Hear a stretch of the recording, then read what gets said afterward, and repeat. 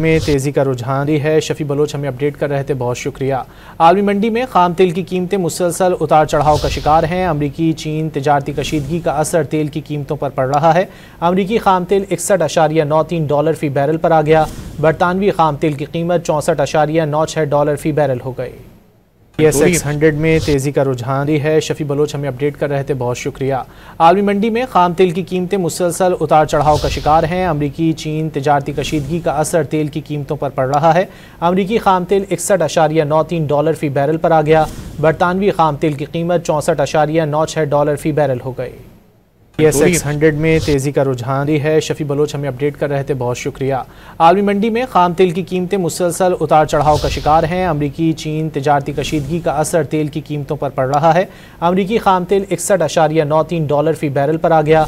बरतानवी खाम तेल की कीमत 64.96 डॉलर फी बैरल हो गई।